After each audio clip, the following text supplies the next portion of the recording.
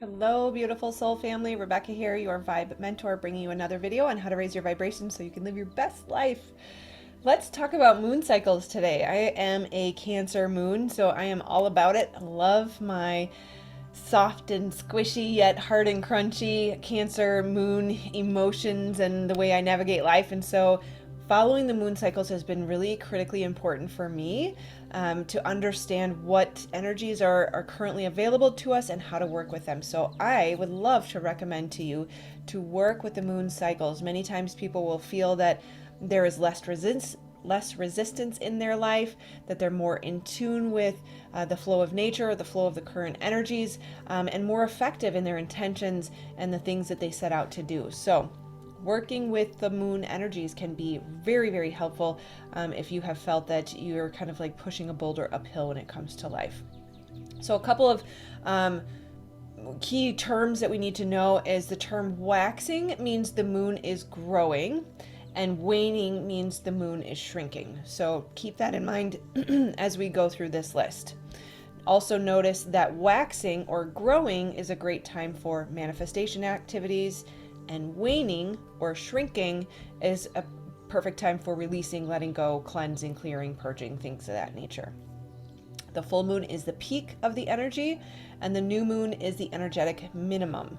And of course, everybody knows new moon is a great time for planting new seeds, and the full moon is a great time for releasing and surrendering, letting go, ending of cycles, things of that nature. All right, so let's get into it. The new moon. Let's start with the darkness of the moon. In the new moon, this is where we decide what we want. We write intentions, we journal, we get clarity around what things in our life we want to shift and change. The waxing crescent works towards what we just decided. So we've set these intentions and now we start to take action towards them. We have renewed hope and optimism. I will say it takes about 3 days after the new moon to sort of start feeling that hope and optimism again. Oftentimes we can feel tired with the new moon because we're at an energetic minimum. And I'll get to it in the full moon. You can feel tired with the full moon too, but you usually feel over energized. But I'm getting ahead of myself. So let's stick with the new moon, where we're lower in energy. We're setting those intentions. It's kind of like planting a seed in the dark. So we need to think about what we want to plant, and then for 3 days. Sorry, the fruit fly was distracting. We want to give ourselves those 3 days after the new moon for the light of the moon to return, for the energy to sort of pick up. Now, think about it this way. The seed that you planted can't start to germinate or grow without light. And so that's sort of where we need to remember that we are, when we set those new intentions, not to get too frustrated or to start taking action too soon immediately after the new moon. Sort of wait until we're moving into that waxing crescent where you can kind of start to see the sliver of the moon again. And that's where you're going to start to feel that hope and optimism and energy again to start moving towards your intentions and taking action. The first quarter is a great time to make decisions. So essentially in that waxing crescent, about a week after-ish, the new moon, we've taken action. We have optimism. We're excited about the thing. We're starting to move towards the thing that we're intending to manifest. And then at that first quarter, we see the results of the action that we've taken, and we have an opportunity to pivot or to shift and change based on the results of what we have seen. We want to tweak the intention, or rebalance, or overcome any obstacles, or persevere any challenges. This is likely what you're going to be experiencing at that first quarter moon. The waxing gibbous is 2 weeks after, or can be about 2 weeks after, keeping in mind the moon cycle is 29 days, so it's not going to be quite, full weeks here. But this is where we want to refine and clarify ideas. Again, it's a reassessing.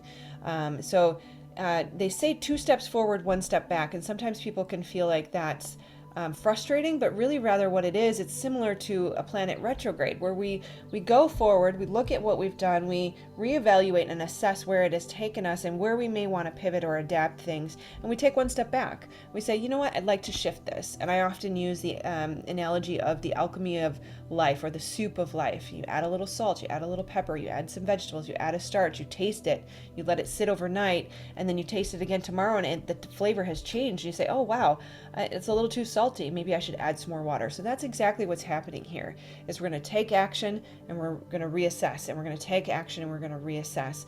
So it's important not to get too frustrated in those first couple phases of the moon, that this is a process of sort of tasting our soup and making sure that it works for us. And it's a beautiful thing that we are gifted free will and the ability to adapt, shift, and change, that nothing is ever always. And you may set this intention, but be very careful to not be so rigid to say it has to be this way, it has to happen this way. You're just going to cause yourself pain setting up those expectations when we could never possibly have clarity in the beginning of a process to understand what reassessments are going to be needed throughout the process, right? So understanding that we are redefining and clarifying at the waxing gibbous what needs to change. You can also start to feel some excitement. There might be a sort of a feeling of, let's celebrate because this is happening, this is working, I'm getting somewhere, right? We're gaining progress, we're moving in the right direction. And then that leads us into the full moon, where we culminate.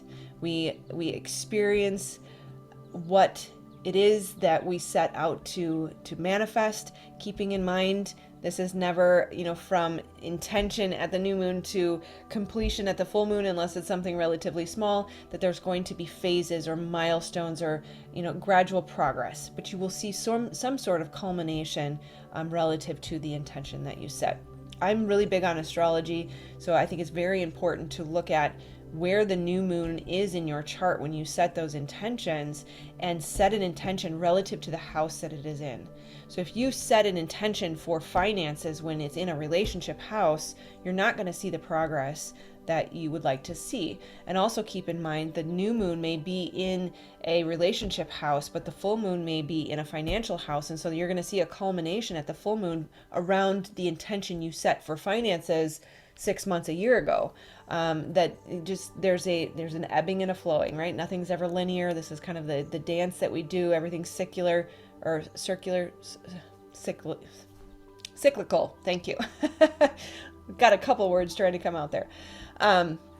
But you will see some sort of culmination at the full moon. The full moon illuminates everything, especially your clarity, your intuition. You'll get clarity on relationships or situations, certainly intentions that you have set either recently or in 6 months or a year ago. So there are cycles to a moon.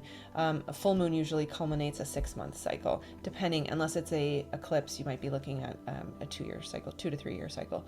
A full moon is an excellent time for leaving behind negative patterns, negative thought habits, negative toxic situations, and a time to focus on healing and releasing, allowing things to flow and move through you, recognizing that you will be asked to let go of something, and oftentimes it will serve you. Many times you'll want to let go of it, but sometimes you think you don't want to let go of it, but once you do, you realize the benefit of it. And it's important to also remember that nature abhors a vacuum. So anytime there's a hole left when something leaves, it leaves an open space for something new to come in. So whatever you're letting go of will definitely, I assure you, be replaced by something even better. It is a time of healing and a time of releasing the past. We are starting anew. So in a way, it is kind of a new beginning at the same time. There's fulfillment, and we need to have gratitude and appreciation and reflection for the beauty that this is bringing into your life. That we are always expanding, we are always growing, we are always getting better, and life is always happening for you, not to you. And to have gratitude and appreciation for these cycles can be very, very critical, especially at the full moon, but in all phases. The waning gibbous, so now we're getting smaller, right? We waxed up to the big moon or the full moon. Now we're waning to the new moon. And again, it continues this theme of releasing, letting go, clearing space, spring cleaning. I will say I did do a video on, put it over here, the full moon. So how to work with those energies specifically. I may do a couple others around some of these other phases, but definitely dig into that, because the ways to maximize or harness the full moon energy will continue to be supportive if you want to continue to do them at each of these following phases. So the waning gibbous is releasing, letting go, clearing space, cleaning out that which no longer serves you. Resolve to evolve. Again, we're reaffirming our commitment to letting this go. Cleaning the house can be excellent in supporting this. I love to clean closets and drawers. It's a purge, right? It's a constant, it's a continuous effort and a continuous action.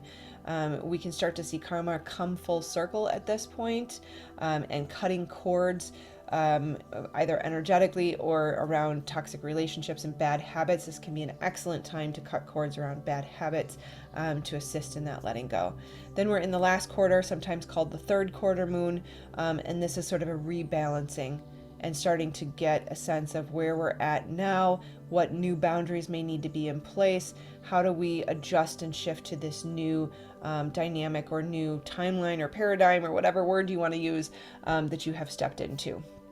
And then finally, the waning crescent, or also known as the balsamic moon, is just before the new moon. And like I said, the new moon is the lowest energetic, or it's an energetic minimum. So we want to start to move into that stillness, that peace, that quiet, to focus on reflection and rest and self-care, to recharge, to refill our batteries, to find peace. And where we're at, knowing that we're about to start a new journey. We want to review where we're at since the last new moon, look at the highs and lows. I actually like to do this in both the new moon and the full moon, to look at the highs and lows between now and the last full moon, or the highs and lows between now and the last new moon. And I would do that at that crescent phase just prior to the peak of the next cycle. This is a great time to clarify the lessons that we have learned. I love journaling around the things that I have learned, because I can know something at a prefrontal cortex level and not really embody it yet at a cellular level. And so that can be really important, and facilitated by journaling. I like to take salt baths, herbal baths, oil baths, flower baths, anything to support the body. And again, demonstrative action around intentions can be really important, where we reaffirm through our actions our intentions to support ourselves, to love ourselves, to nourish our bodies, and help our entire being and all of the bodies that make up us to be fully supported as we start this new journey. So I hope that this is helpful. I would love to hear if you celebrate or follow or watch any of the moon phases. If you have seen any of this work for you, certainly your community can benefit from hearing what works from you, or what works for you. So please do make sure to comment. Otherwise, just a little emoji comment would be greatly appreciated. It helps the YouTube algorithm, and I love to see who's out there, and stay connected. Beyond that, like, subscribe, share, please. And if you have not yet, click this button to subscribe. Otherwise, this video will continue the conversation if you'd like to see more today. All right, take care, my friends. Namaste. Sending you lots of love and happy moon cycling.